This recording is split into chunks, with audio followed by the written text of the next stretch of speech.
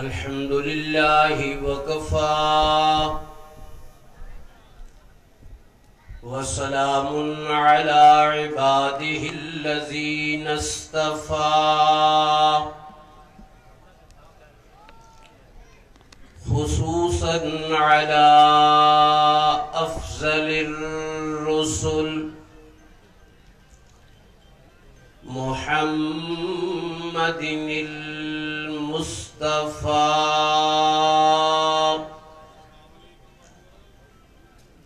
وعلى آله وأصحابه الأصفياء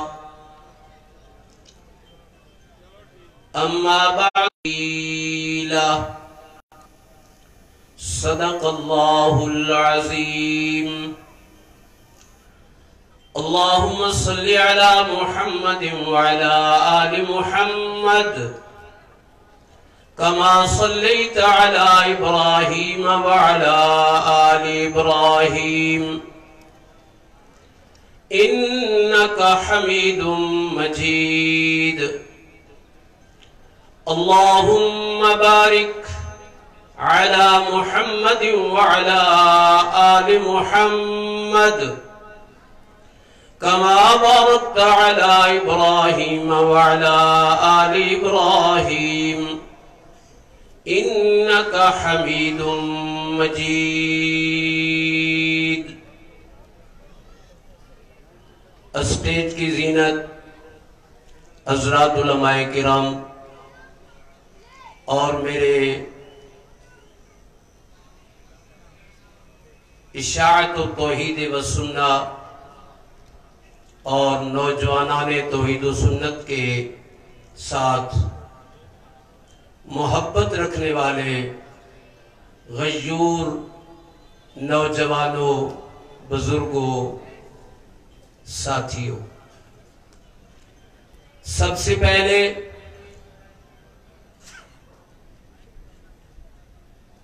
گجرات کی اس سرزمین پہ نوجوانان توحید و سنت پنجاب کے زیر اہتمام منعقد ہونے والا یہ 15واں سالانہ اجتماع، جس میں مجھے آپ حضرات سے گفتگو کرنے کا موقع مل رہا ہے، میں اس اجتماع کے انعقاد پر سپریم کونسل کے چیئرمین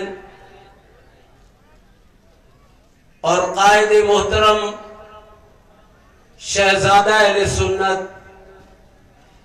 سید شفاء اللہ شاہ صاحب بخاری حفظہ اللہ اور نوجوانان توحید و سنت پنجاب کے امیر حضرت مولانا مفتی نعیم الرحمن ملک صاحب کو اور ان کے رفقا کو اس عظیم اجتماع کے انعقاد پر دل کی اتھاہ گہرائیوں سے مبارکباد پیش کرتا ہوں۔ اللہ اس اجتماع کو پورے پاکستان کے لیے عقائد و اعمال کی اصلاح اور ہدایت کا ذریعہ بنائے۔ وقت مختصر ہے، میرے ذمہ جو ساتھیوں نے موضوع لگایا وہ ہے وسیلہ۔ ایک ہے اردو میں وسیلہ، ایک ہے عربی کا وسیلہ۔ اردو زبان میں وسیلہ اس کو ہم مانا لیتے ہیں کہ فلاں کے ذریعے، فلاں کے طفیل، لیکن عربی میں قرآن مقدس میں دو مقامات پر لفظ وسیلہ آیا ہے۔ ایک سورۃ المائدہ کی آیت نمبر 35 اور سورہ بنی اسرائیل کی آیت نمبر 57. وہاں مفسر قرآن صحابی رسول حضرت ابن عباس رضی اللہ تعالی عنہ اس وسیلہ کا معنی فرماتے ہیں قرب. اللہ ایمان والوں کو حکم دے رہی ہے کہ تم اللہ کا قرب تلاش کرو، اللہ کے قریب ہونے کی کوشش کرو. اور اللہ کا قرب ملتا ہے ایمان سے، اعمال سے. لیکن یار لوگوں نے اس آیت کو اپنی دلیل بنا کے جاہل لوگوں کو کہتے ہیں دیکھو جی اللہ قرآن میں کہہ رہا ہے وَابْتَغُوا إِلَيْهِ الْوَسِيلَةَ، تو اس لیے ہم بزرگوں کا وسیلہ تلاش کرتے ہیں، بزرگوں کے طفیل سے ہم اللہ تک اپنی بات پہنچاتے ہیں. میرا ان دوستوں سے ایک سوال ہے کہ تو بزرگوں کا وسیلہ تلاش کرتا ہے، مان لیا، لیکن اللہ کا قرآن سورہ بنی اسرائیل میں اللہ تبارک و تعالی فرماتے ہیں جن کو میرے سوا تم پکارتے ہو. اور اللہ کے سوا کس کو پکارا گیا؟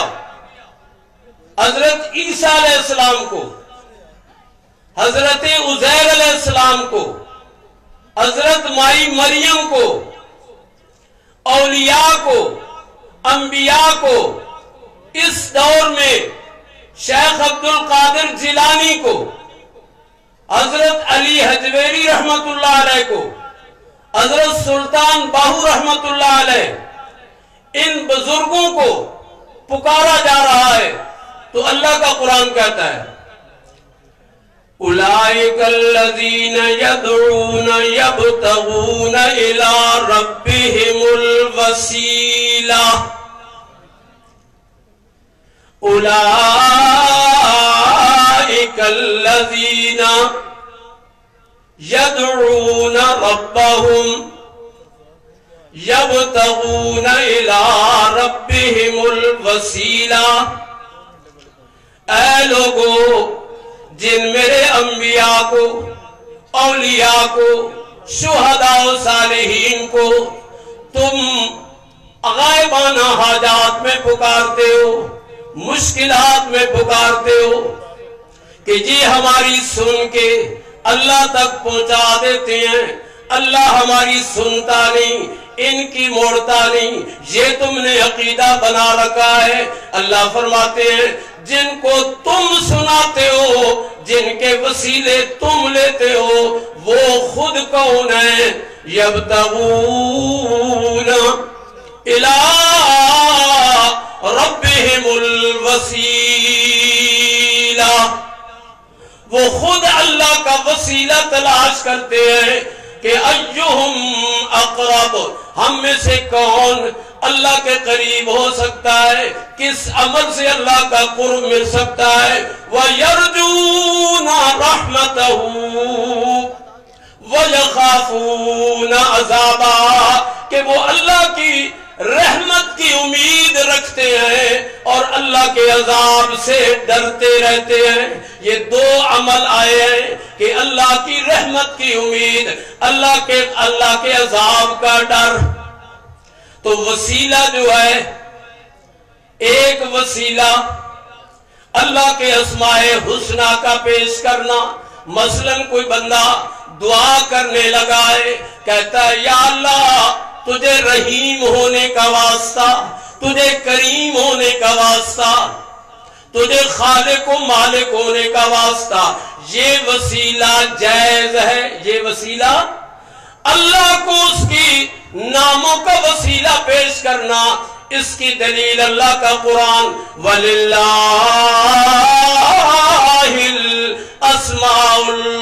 हुस्ना।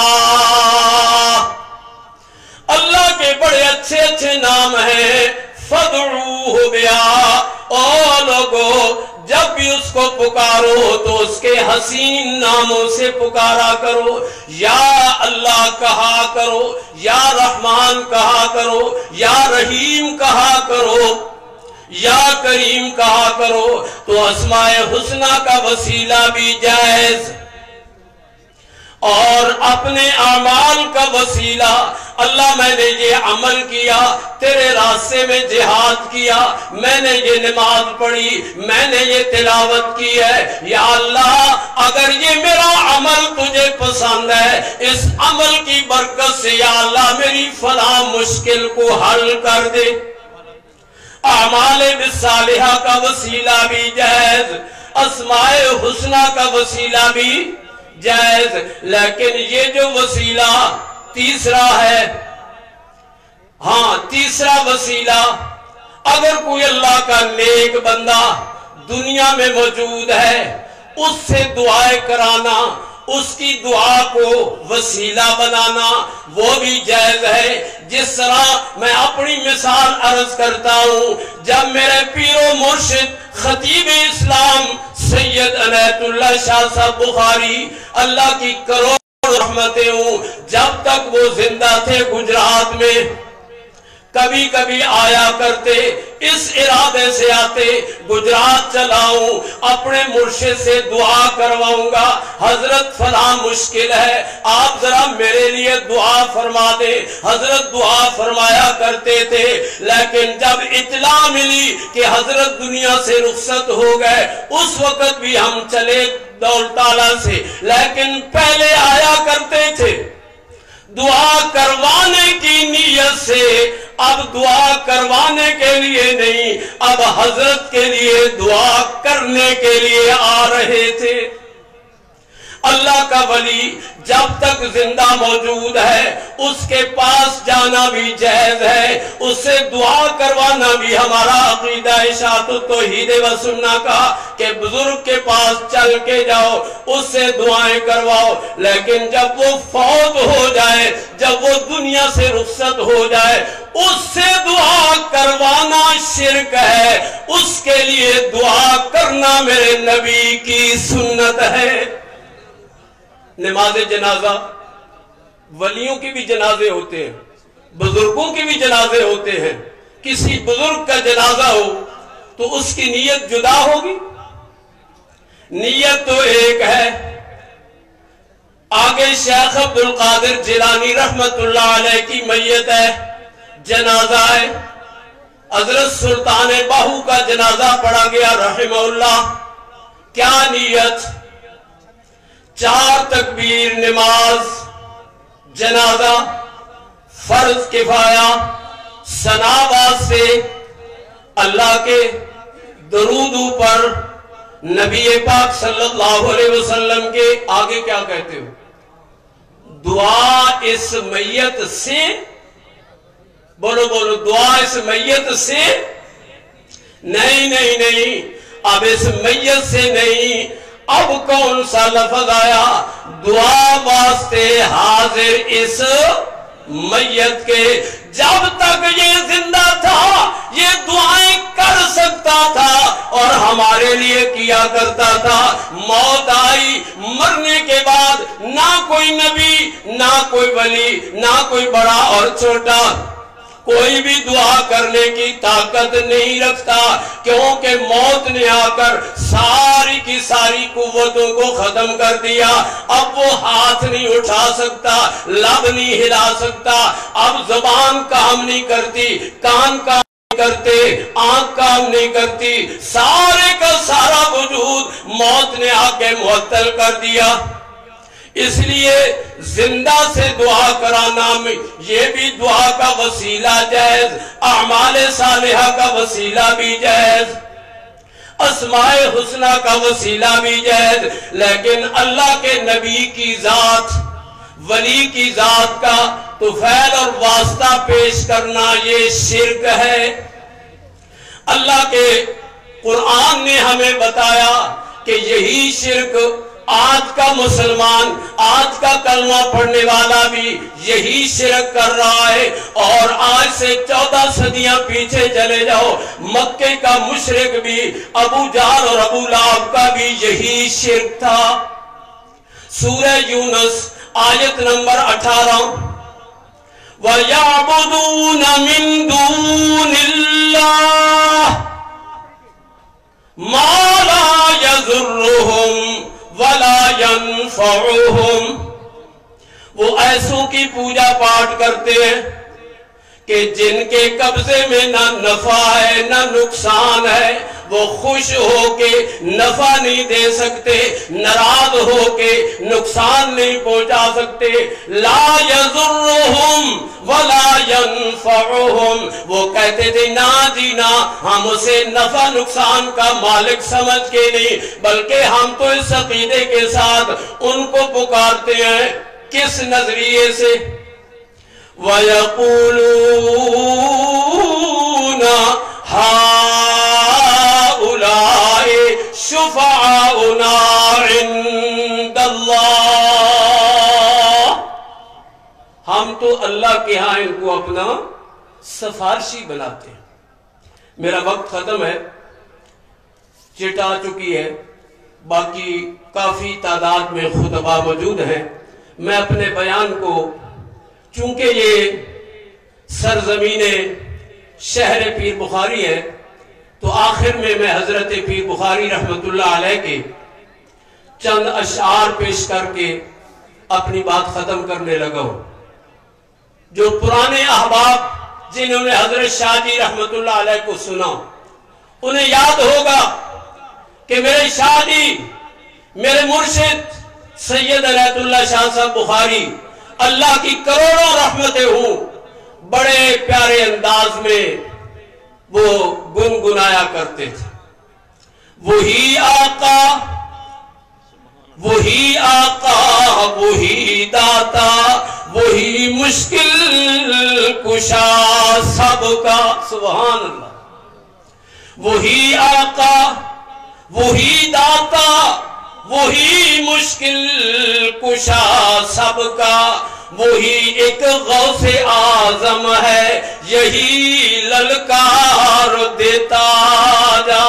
رہے توحید میں گر ہوں سمندر، شرک کے حائل لگا دے جست موجوں میں، تو طوفان سے نمٹتا جا۔ جو جلتے ہیں تو جلنے دو، جو ہیں توحید باری کے دشمن، جو جلتے ہیں تو جلنے دو، جو ہیں توحید کے دشمن۔ ندا وحدت کی قرآن سے گلی کوچوں میں دیتا جا۔ وما علینا